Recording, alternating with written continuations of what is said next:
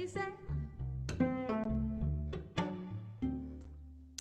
La ma pra la ma pra ma pra la ma pra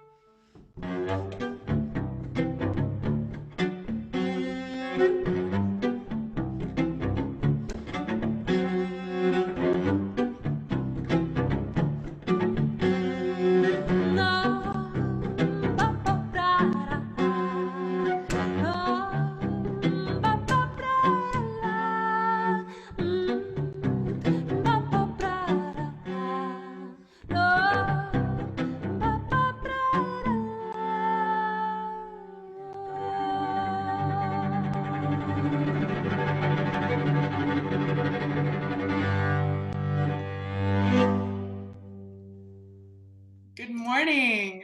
Welcome to another TEDx community hangout. Can you hear me? Can you see me? Do a thumbs up. Awesome. Hi, Jamie. Hi, Brett. Hi, Kelsey. Hi, Bruce. Hi, Javier. It's so good to see all of your faces another week. I feel so excited for today. As always, I'm going to start off with some housekeeping notes, and then we're going to dive right in.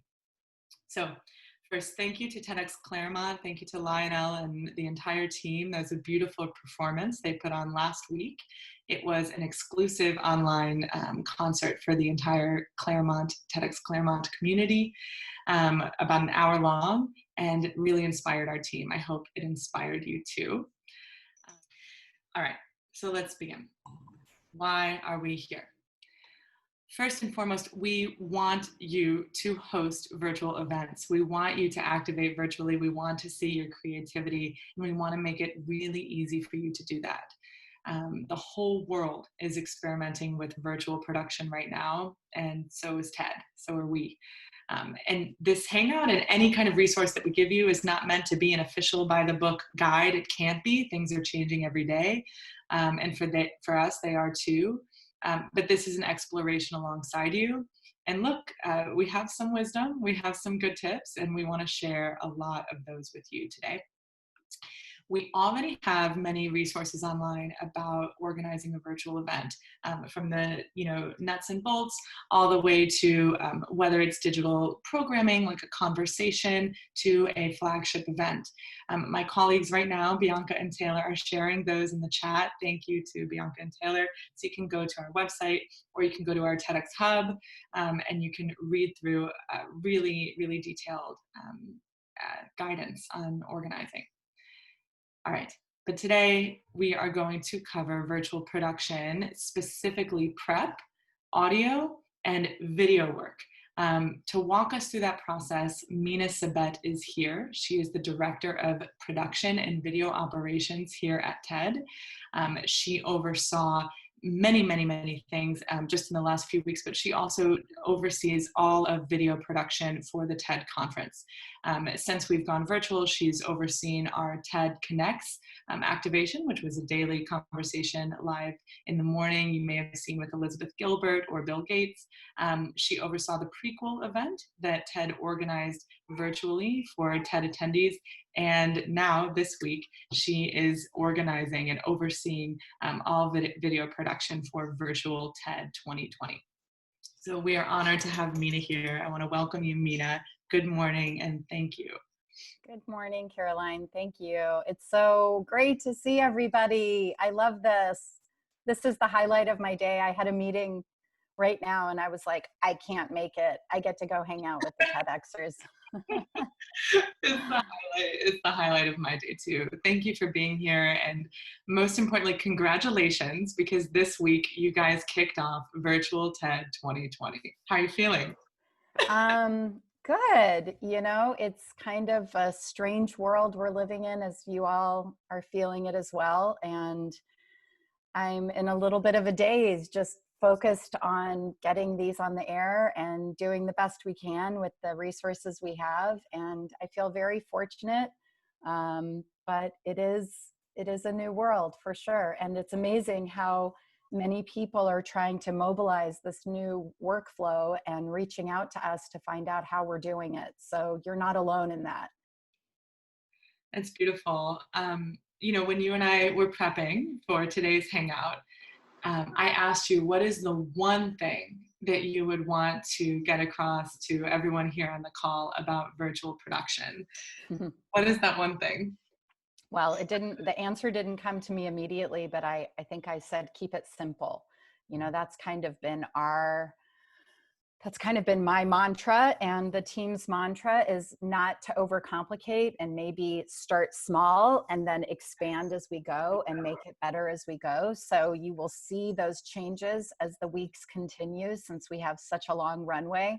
As many of you know, we did the prequel in April, which was very insightful for us. We launched a new software platform as a switcher to run all of the talks, but it's been a big, huge learning curve for all of us.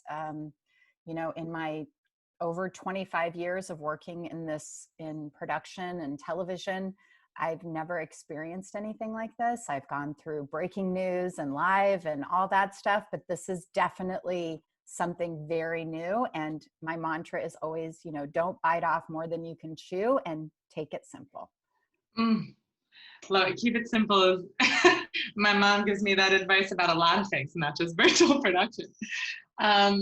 Tell me that moment that you did realize that your team was going to take the production virtual. The moment that you realized, what went through your mind as your first priorities?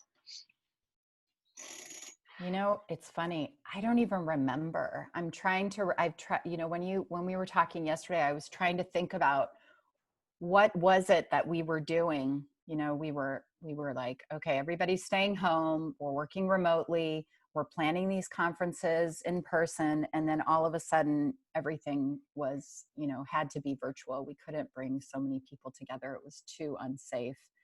My goal, I don't think my goals have changed in this virtual world. It's still be very clear about what your outcome is. What is your goal? What is the story you want to tell to your audience? And then figuring out what is the best way of doing that. Yeah. And tell me a little bit, let's talk team. Let's say you assemble your team, you have your goal. When you begin to prepare for a virtual event, and we know a little bit about your process because you've been so gracious to share it with us for your in-person events. What are some big differences? Like, do you still have a running order that your team, do you still use ShowFlow? I know that that's the tool you use. What are the big differences in preparing for a virtual event with your team? Yeah, that's such a good question. I think that our structure is the same. We're still using ShowFlow. We still have running order meetings. I think I've shared with some of you in the past that we have this document called the Production Master, which I know somebody on my team reached out and said that you wanted to share as well. And hopefully you have received that. And our structure is still the same. I think what's important is that you're not blowing everything up, because if you have a good process, you want to keep that good process. And we have such a good process, and I have such a good team, but now we've expanded. So now we're having to teach other teams how to use our process. So that is something new. And people have been really great and accommodating. And then, we're trying to keep that process in place as much as possible, and then be open to changing that process as needed, not being married to that process so much. That is super important, because this is a new world. We are not doing production and broadcast production the same way. And in all of the experience of broadcast and live television that I have, this is still very different. And trying to understand what others are doing and learn from others. So that's all the same. There's really nothing different there.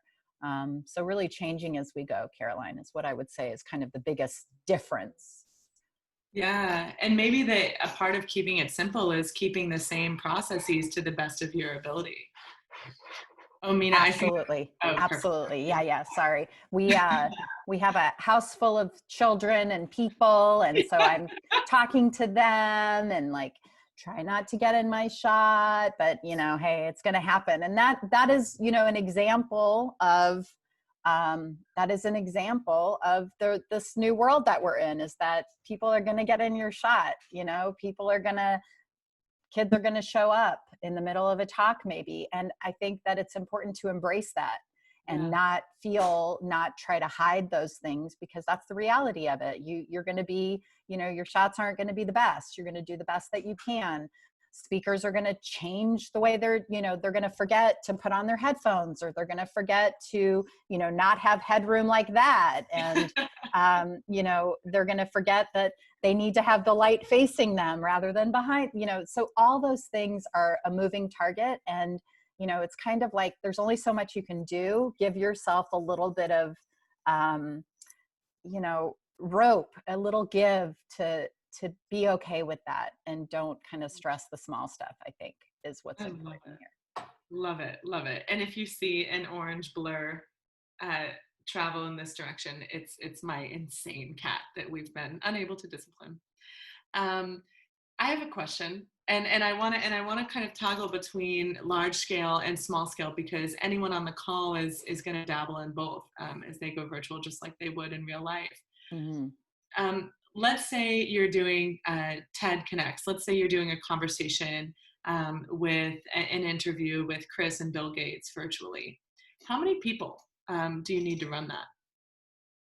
Well, I won't include the people on Bill Gates' side. Bill Gates has a lot of people on his side, and we're not involved in that. We try, it's important to have, regardless of how many people you have or don't have, to have one point person so as not to overwhelm the speaker, I would say, is one thing that's really important, whether you're virtual or not.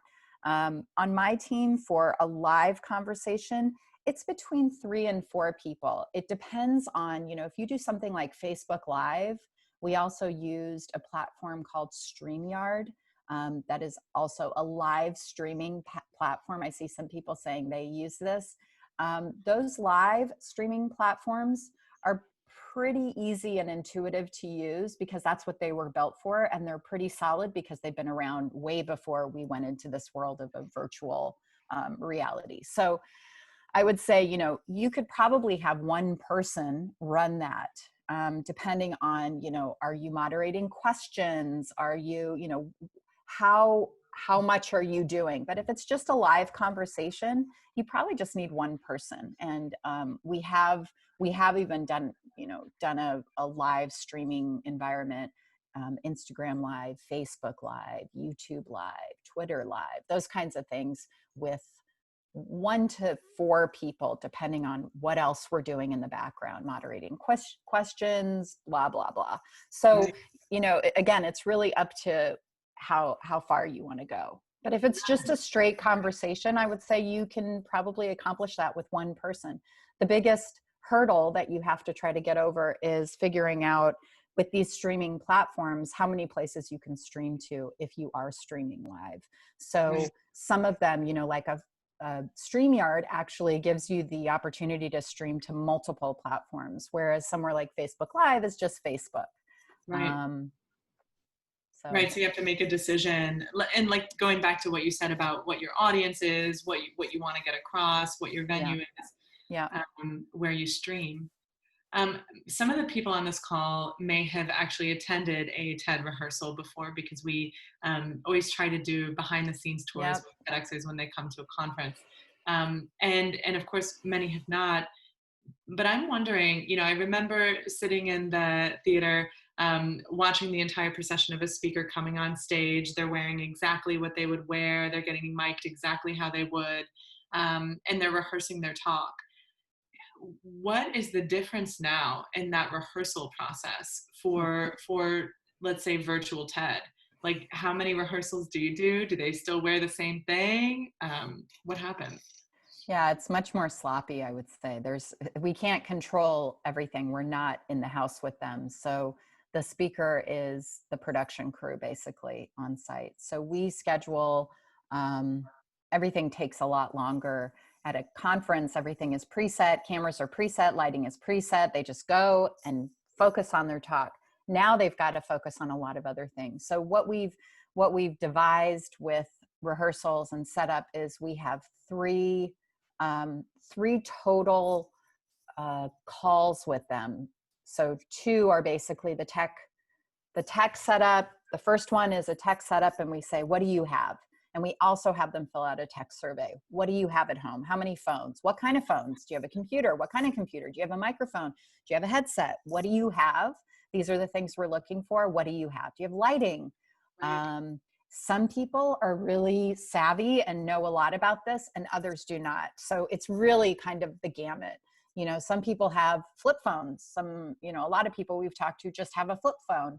So if it's a case like that, where they just have a flip phone and they have an old computer, and we can even barely get on a call with them, they have, we will send equipment and reuse that equipment. We send the equipment with packing information to send it back to us so we don't lose that equipment. We have swabs and alcohol wipes so they can disinfect everything. And that first call helps us decide what exactly they have. Then we will ship them whatever they need. And that second call then is a little later so they can get all the shipment. And then we test everything in the second call. The second call is kind of like a rehearsal and a setup, and it's long. It's sometimes 2 hours, depending on how much they know, how much they don't know, how complicated the setup is. If it's just a setup like this, like we're doing right now, it's not as complicated as if we're like in their lab, or they're walking and talking, which is also very hard. Or do they have somebody living with them who can film them while they're talking? So that's the second one. And then soon after that second rehearsal with the tech check and all that, we film the talk. So 3 is kind of our sweet spot, and we try not to do more than that, but we also try not to do less than that. Right. I was going to ask you, do you utilize family members? Yes, because they're like the crew that they have in the house. So Right. we just shot a talk with somebody who has a production facility, is a documentary filmmaker, is very high profile, but she doesn't have her production team in the house. She Right. has her 2 sons. So she had one of her sons filming her, and she had her other son prompting her on the script. Because it's hard for us to do that. So we'll get on a Blue Jeans or a Zoom call with them, and then they'll have, their camera recording, and we'll hopefully have a view. We see it through the Zoom call, what the view is of the framing. Right. We just started using this unbelievable software that is still, it's been around for 4 years. It's called OpenReel, OpenReel. And it allows us to do remote control of their device. Wow. It is amazing. And we will be doing it on all our speakers moving forward. I will tell you a couple things about this that are a little prohibitive, though. Yeah. So Yes. the one thing is, you have to train on this. It's not an intuitive piece of software. So basically it shows us, we have them log in on their device into the system, and it gives us control of their phone or their computer or everything, whatever. And people play roles as they would in a live environment. We have a director, and the director is controlling. We have somebody controlling all of the, to frame, to record, to focus, do all these things. And then instead of having that speaker have to send us the file through Dropbox or WeTransfer or whatever it is that they're sending it to us, it automatically uploads to us immediately. And that is kind of the best part of this. Now, what's prohibitive about this is it's quite expensive. It's not a cheap tool. It's they charge by hours, blocks of hours when you are recording. So they don't charge you when you're setting it up and all that stuff. They don't care about that. It's just when you're recording. So if you have a 3-hour setup with a speaker, but you're only recording 20 minutes, they only charge you for the 20 minutes. So it's in blocks. So it's 25 hours for $4,500.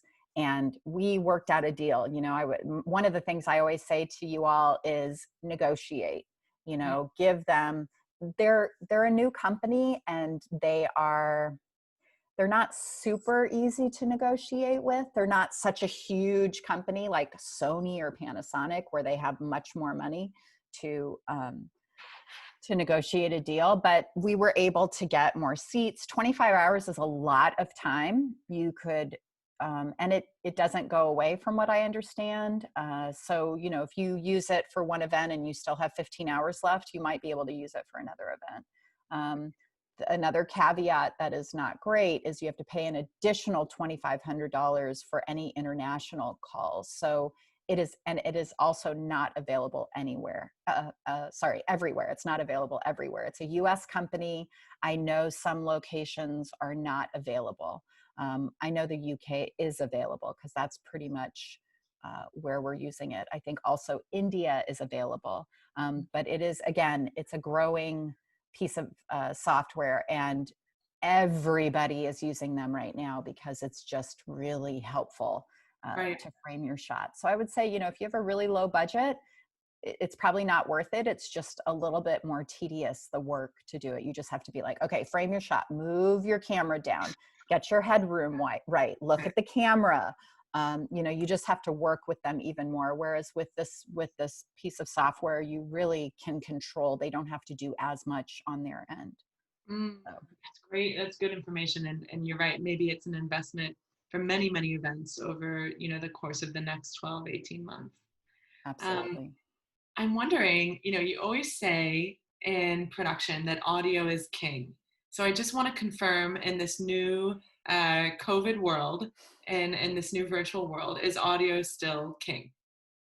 Absolutely. And I think maybe even more so now because, you know, we're on a Zoom call. So people aren't expecting a beautifully shot, you know, 3 to 10, 12 cameras. You know, they don't expect that anymore. I would say audio is king, but still content is equally as important. So if you can't hear your speaker, there's no use, right? So what we do is, depending on your budget, you can go as simple as just getting a good, reliable set of headphones and making sure they're in a good spot that has a strong Wi-Fi signal, right? If their Wi-Fi signal is not good, they can connect to their phone, right? They can chain off their phone if they needed to, if the Wi-Fi is not good in the house, if it's a big speaker. And then if you have more money, you can, sadly, you can ask them to reach out to their internet provider and get a larger bandwidth speed. You can also, if they have Ethernet connection to their computer, you can have them connect through Ethernet, which is a hard wire. I see some of you nodding your heads, so you know what I'm talking about. If you don't know what I'm talking about, I wouldn't worry about it. I would just stick to what you know. That's another thing. Again, keep it simple. We find that those wireless headphones, whether they be AirPods or anything, the wireless headphones, because they rely on Bluetooth, are not reliable. And actually, we prefer, if we had to choose, we prefer a wired headphone, especially if you're doing it live. Now, if you're doing a recorded version of it, you can stop and start. You can say, we lost your connection. The other thing is really the best way to do it is to send them a lavalier mic, have them pin it close to their face and go off of that audio rather than relying. And it also looks nicer, right? You don't have to see this headphone that I'm showing you. That's smart. So a lot of the people, many people on the call may have lav mics like that they would use for an event. So it's something to consider that you could theoretically mail it with some Yeah. sanitizer wipes to a speaker. And then the speaker mails it back when they're finished recording the talk, if you're going to do a pre-recorded talk, and we do recommend that generally for your virtual event to do pre-recorded talks and then interspersed with live hosting. Yeah, and one other thing I would say is, our traditional headset mic that we use, we are not using those at all because it looks like they're an operator. It looks like they're a telemarketer if they're sitting in front of their computer and they have one of our mics. We designed with Sennheiser, the company. I don't know if I mentioned this the last time we all met. We've designed a TED mic actually with them, and because of everything that's happened, everything has been stalled. But we did several rounds of prototypes and have a beautiful mic that we've created that is almost unnoticeable. We tested them out at TED, God, what was that, Summit? I have to remember what conference it was that we tested it out. And maybe it'll come to me. We tested it out at multiple conferences, but I know actually at TED Women 2019, we tested it out. I believe it was on, her name has escaped me. I'll remember it and I'll share it with you, but you can see it on a talk, and it's so tiny. It's silver, it's a chrome, actually. It's tiny, barely has a windscreen. It's just a really powerful mic. If you know a lot about microphones, it is an omnidirectional, which is different from what we normally do. We usually use a cardioid mic. I won't get into the details of that because that can get quite detailed, but just for your information. And when we have it, when we're back to business as usual and back to live conferences, we will, and testing it and making sure we love it. We'll probably brand it the TED mic. We'll see what happens. At this point, I can't promise anything. So many companies are really struggling right now. So I'm not sure what is going to happen with that. So hopefully we'll make some progress when we get back. Right. But in terms of capturing the speaker's audio, it sounds like either lav or plug-in headset. And then maybe after that, like in a ranking of ideal capture, is just straight to the mic and the computer, or like a nice phone. And then finally, like pretty much we never want to use the wireless earpods, right? Because they like I said, if you can test the AirPods look better. The wireless look better. And I can really just speak to the AirPods, the Apple AirPods, because I haven't used really a lot of other wireless Bluetooth headsets. But if you're testing it and you're recording, I would say test it and see how it works. If it is good and they can do it that way, and if it cuts out, you can stop and re-record. But if you're in a live environment, you really can't afford to not hear. You can't really afford to not hear your speaker or your interviewer. So I would say, yeah, keep it simple. Keep it simple. Test out a couple things. Test out some stuff at home too. If it is recorded, also we use a Zoom recorder.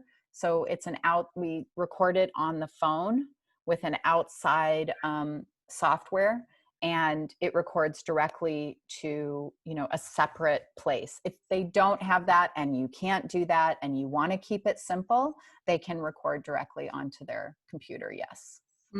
Awesome. And I have a question. Would you rather a speaker record to a computer and to the computer mic, like if they had to choose between these two options, or maybe their smartphone on some kind of tripod? Do you have a preference between the two for a speaker? Video record, you mean? So would we prefer for them to record on a video on their computer or on their phone?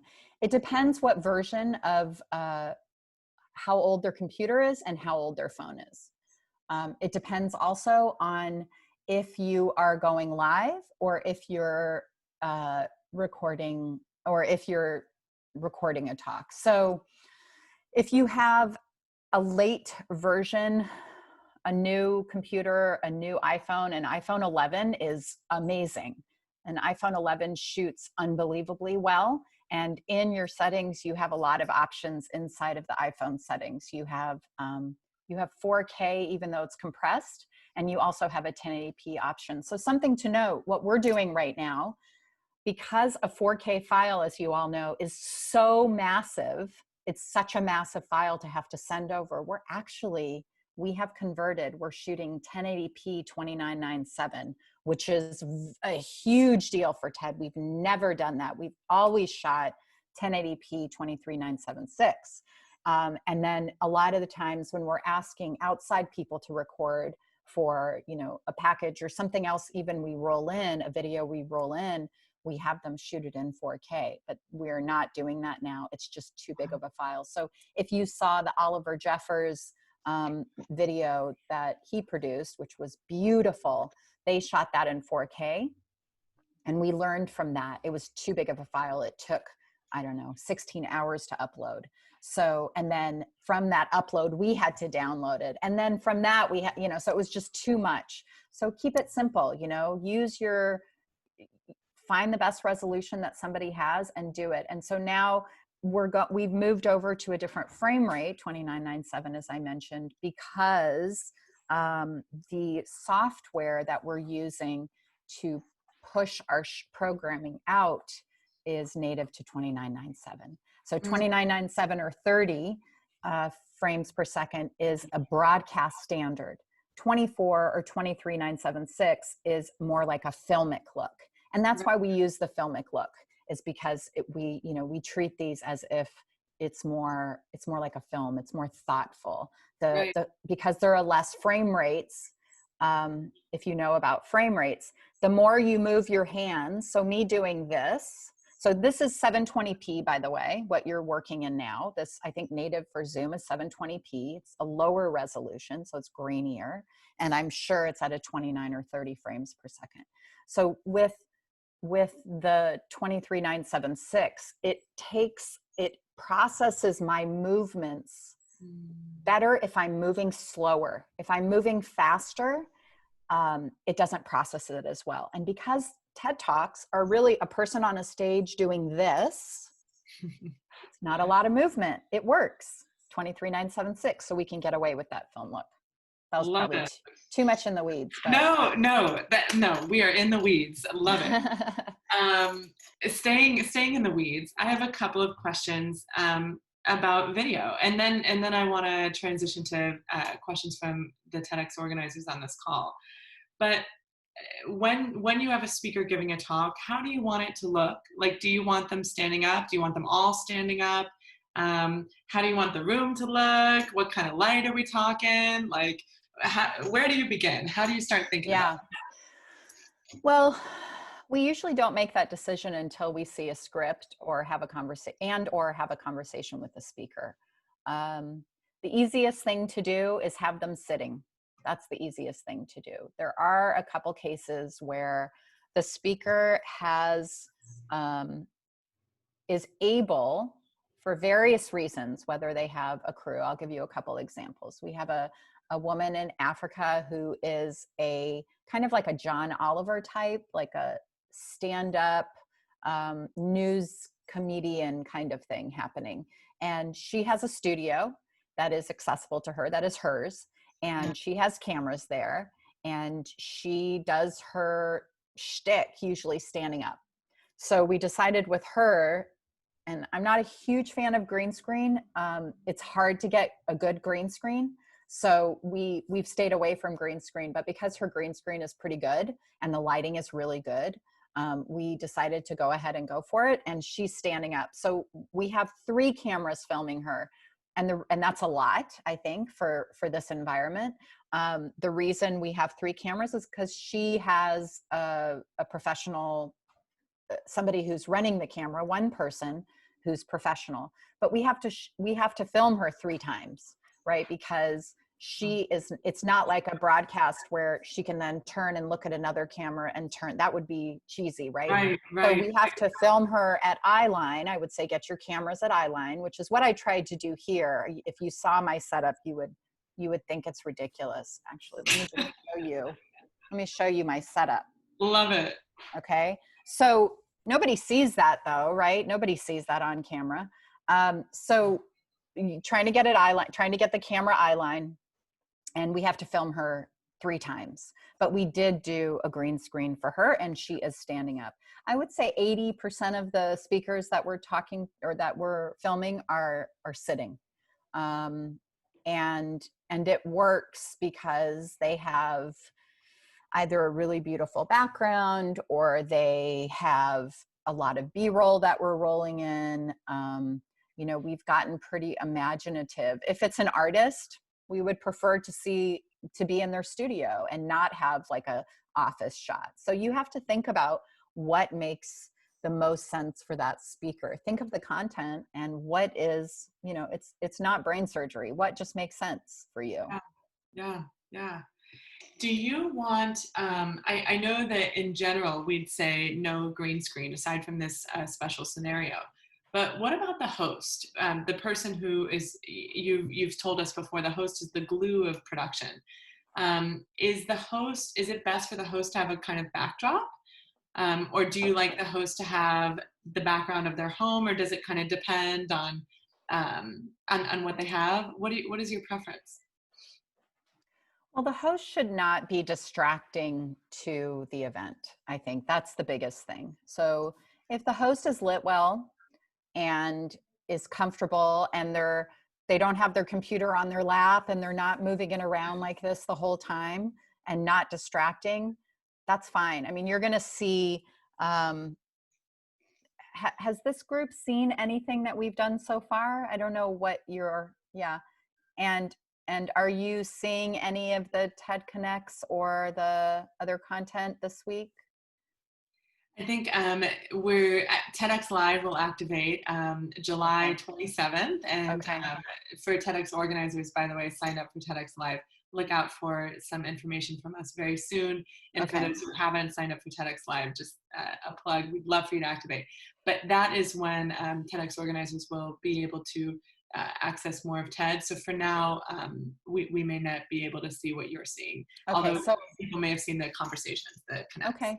I mean, you'll see Chris is in a very, as of this round that we're doing, he's got a very simple background, more simple than I would want. It's pretty much white, which I don't think white is a good idea. You know, you want to try to have depth. And the reason that I chose where I am right now is because there's depth.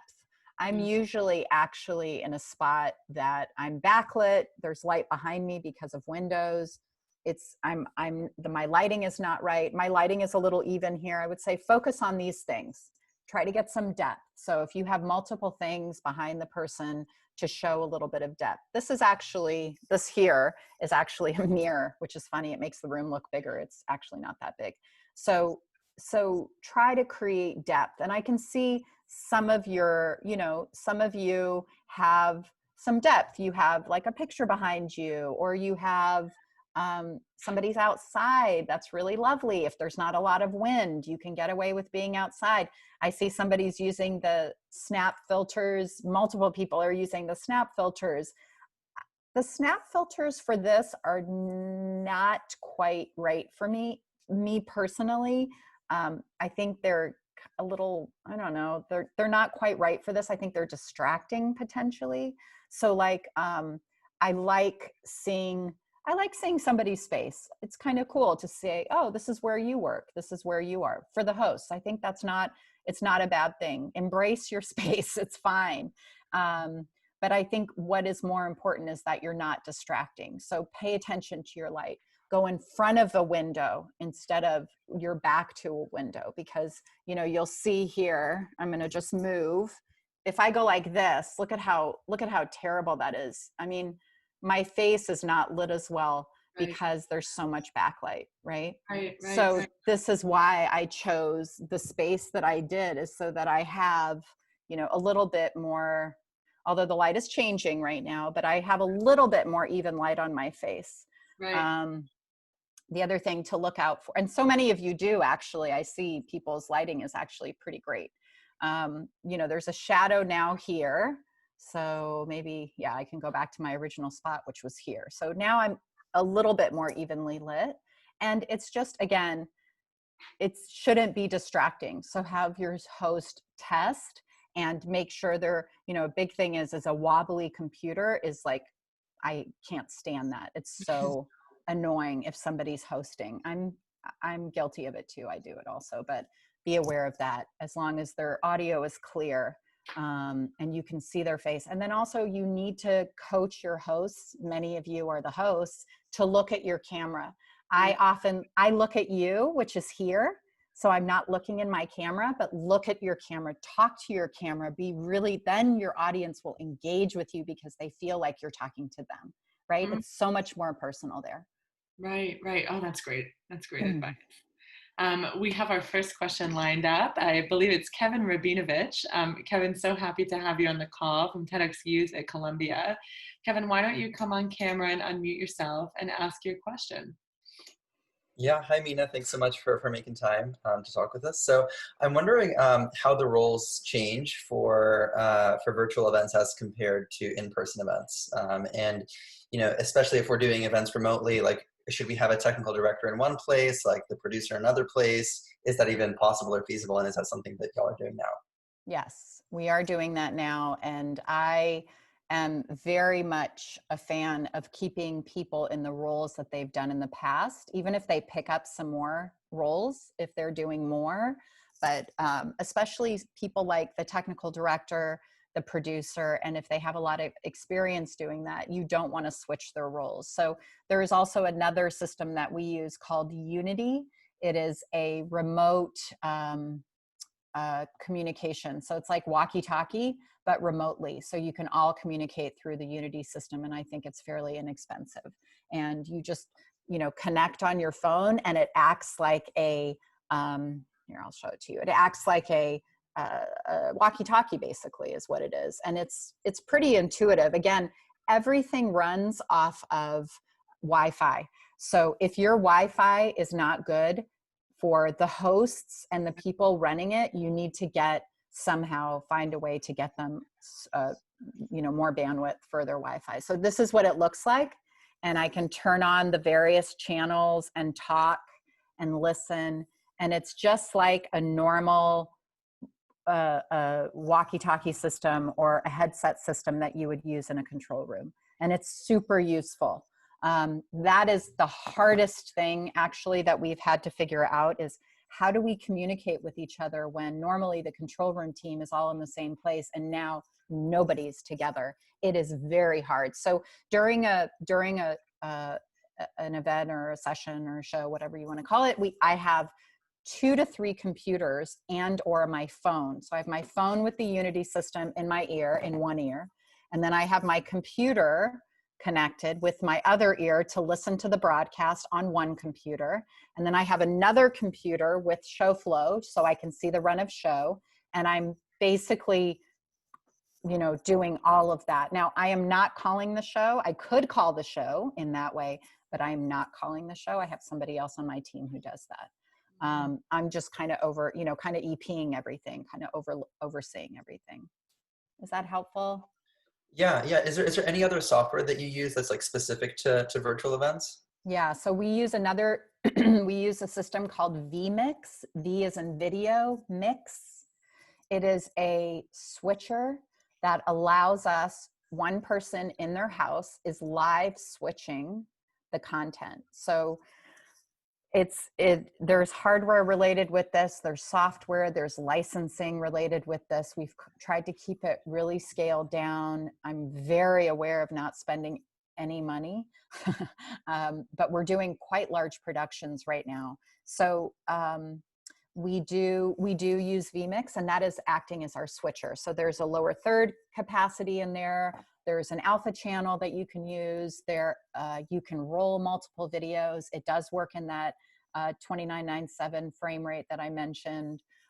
That is something we're also using. It's very 1980s broadcast looking, but in terms of the interface, but it's worked really well. And it's so far, I shouldn't say this the day of the show, but so far it's been pretty stable. wishing you luck and Yeah. shout out to the 80s. Yeah. We have a question from Pune, from India, from Ameya Parakhtar, TEDx Pune. Ameya, why don't you come on and ask the question? Hey, hi everyone. Good Hi. to connect with all of you. My question is, what should be the optimum duration of the virtual event, and how do you retain the audience for the entire duration? Did you say what should be the optimum duration of the event? Of the total virtual event, like how many speakers do you recommend? Because for the entire day, things would have different in an in-person meeting, but when it's Yes. virtual, we Yeah. need to keep the audience to the screen, right? Yeah, So I wish I had a really easy answer. You know, I have a very short attention span personally. And I think it depends on your audience. Who is your audience? Is your audience, are they young? Are they older? Is the content really relevant to them?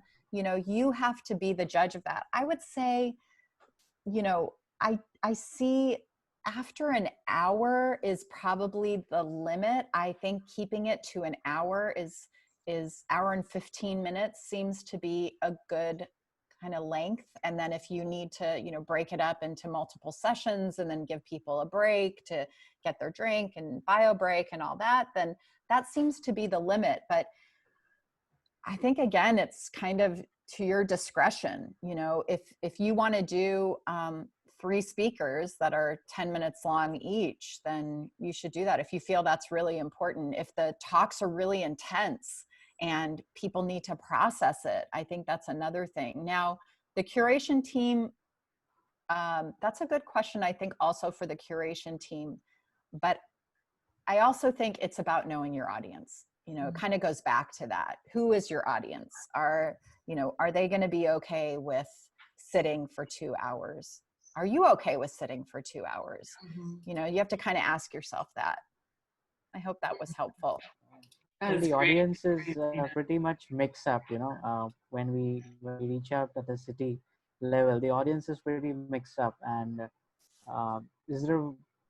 we really do not restrict the audience in by any filter or any category, right? We just announce and the community participates.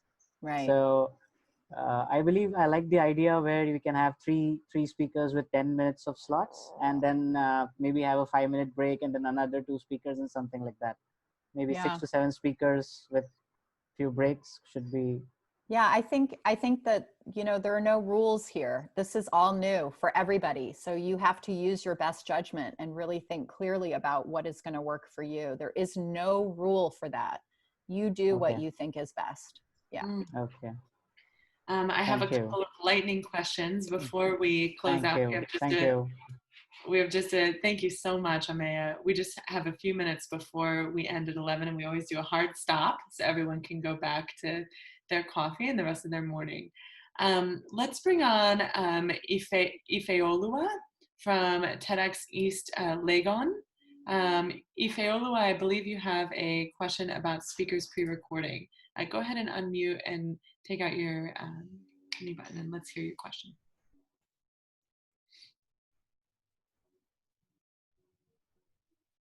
That's okay. We can go to the next question and we can come back to that one.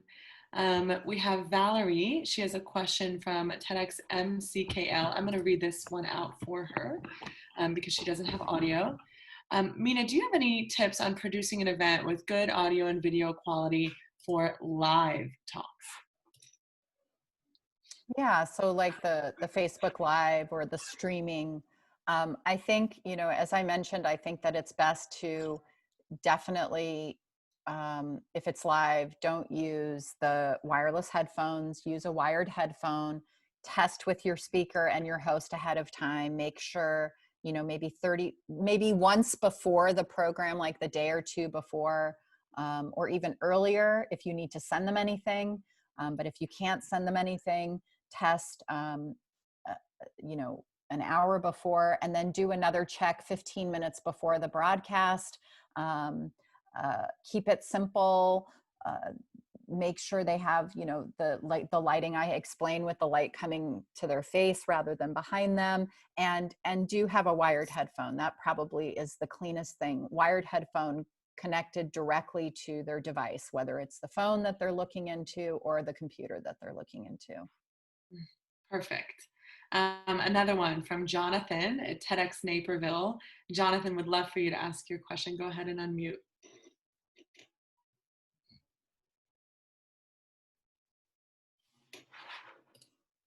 I think Jonathan is talking, but he's still muted. I guess you have to unmute everything. There you go. Sorry. Okay, we are going to try to do a short live event, maybe like 24 minutes, with 2 or 3 people from different locations. What software do you use to bring the streams in so you combine them into a single stream out? It's easy to use. Now, let's see. Let me just think about this for a minute. 2 or 3 people plus a host, so potentially 4 people total. And they're all on at the same time, or they're on individually? Well, so we want to be able to do both. So sometimes there'll be, so one idea is a painter, a musician, and a host. Gotcha. So they would be on like a host and the musician, the host and the painter. Or all 3, the musician all 3. painting, sorry, the painter painting to the musician. Oh. Okay, let me think about this. If you did it like through StreamYard, I think through StreamYard, yeah, you should be able to bring more than one person up. So you have the capacity to bring multiple people up at once, basically, if you're, so that's the back end side, right? If you use StreamYard, how do you want to broadcast this? Is it public facing or is it a private stream? So it's public facing. Our first approach, by the way, we're going to use Zoom and then Zoom live stream into Facebook for the first one, but it's got a lot of limitations of flexibility with Zoom. So I was looking for a better StreamYard back end to replace Zoom effectively. Yeah, StreamYard is a great back end for that. The other option, StreamYard is very easy. So if you don't have a lot of people operating this, I would suggest looking into StreamYard. If you have more people on the back end to do the work, maybe 2 to 3 people or 2 people who can handle this, there is probably a way to do it with 1, but they would have to have a little bit more experience. You could use vMix also, but there is cost related to that and the setup and the testing, and there is more cost related. StreamYard is just really easy. Okay, great. Thank you very much. Sure. Next, we have a question from Keenan from TEDx Crescent about filming and filming multiple times. Keenan, are you able to unmute your audio and video? Great. Yeah. So my question, and thanks very much. It's great to be with all of you. I recognize any of you. Mina, the look and feel of having 3 cameras is really attractive, but I'm wondering how the audio is handled. Is it spliced from each of the shots, or are you doing a single stream audio and then dealing with the fact that it might be out of sync with some of the shots?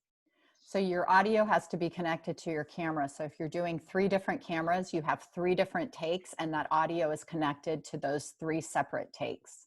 So what we normally do is if we have 3, we've been trying to do 2. So like a medium shot, you know, like a maybe I would say elbows up, so a little wider than this, and then a tighter shot, you know, something like this, so you can see their emotion. And each take, because you have to do it separately, each take then is recording audio separately. So it's a little bit more complicated of an edit. So we have them do it all the way through one take in the wide or in the medium shot, and then all the way through in another take, the close-up shot. So if your speaker is really good and memorized their talk really, like, without sounding like a robot, that is a good way to use it. But if they're having a hard time, and, you know, a lot of our speakers, for example, we don't want them to memorize their talks, and they don't even have anything written. They have bullet points, so you don't know what you're going to get. And that makes it really hard in the edit. So you have to determine, does it make sense for us to do this for this speaker? Is it going to be just a really hard edit to try to piece together this edit and make it make sense if they don't even know what they're saying? you know, if they can't even remember the last line because they don't have it written out. So I would suggest, you know, do have them write out their talk. It depends what kind of speaker, you know, some people are such good speakers that they can deliver a talk anywhere. So it really depends on your speaker also. Yeah. I hope And it seems like pauses would be useful too. Yeah, sure. Yeah. Absolutely. And you can cut out the pauses later if you need to, for sure. Right. I Thanks. hope that's helpful. There's, Mhm. you know, I think one thing to remember is there's not a hard and fast rule to what we're doing here. There isn't like, you know, we try to make it so that everything is standard and there's this, you know, there's a rule. This is the way we do it always, but it's just not like that. Everybody's different. Everything is dependent on so many things. And especially in this environment, because it's so out of our hands, right?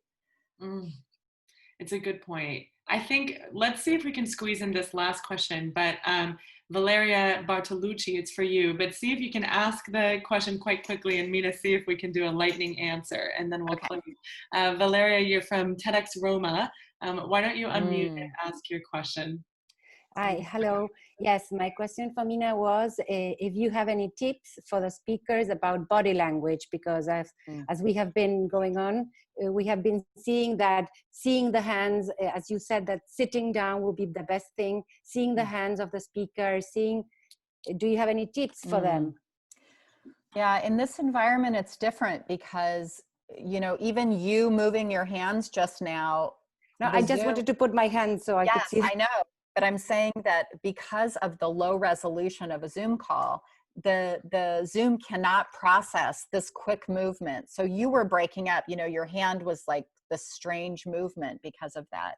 So depending on what you're recording on, you know, if you want to get a wider shot, say for example, I don't think that works behind a table to have somebody moving their hands.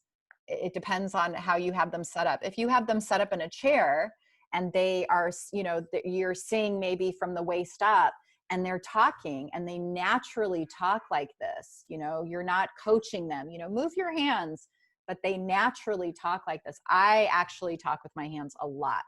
So if they naturally do that, I think it's fine for them to do it. Let them, I think you just want them to be as natural as possible. So if it's not in their, you know, when you do the rehearsal, you'll get a good idea of how they talk and do they have, you know, are they really, you know, we have a lot of speakers who just talk like this and are just like this and and they actually have to go through speaker coaching because they need to, but that's a TED Talk. You have to be able to present yourself well. So I would say leave it, make that decision when you've seen them the first time. And if you need, you know, if you're like, if they do use their hands naturally, you can say, don't be shy to use your hands. And you know what we're going to do is we're going to shoot you a little wider so that you're sitting in a chair, you're not in front of a desk, and we're going to be able to see the movement of your hands more easily. Is that helpful? Thank you very much. Okay, great. Thank you, Valeria. Hi to Amelia, TEDx, and the whole TEDx Roma team. Mina, thank you. And thank you to every organizer on this call. Thank you, Randy, Sarah, Jamie, Lisa, Michael. Thank you to everyone who attended. You know, you are our joy. We are so grateful for this community. We want you to organize virtually because we want to see you keep carving out spaces in the world for local ideas and for the beautiful things you create. If you're interested in doing a virtual event, you know, you can take your standard license and organize a flagship virtual event. Or if you're interested in creating digital programming with just 1 or 2 talks, you can do that too, so long as you have an active license. Just email us at tedx@10.com if you have any questions, and we will walk through it with you. We want to make it easy for you and exciting. Thank you, everyone. Mina, it's an honor to have you as always. This is packed full of incredible information, and I feel excited just to keep going and keep learning. Thank you. Thank you, everybody. Wonderful to see you. Bye, guys. Have a great week. Bye-bye. Bye.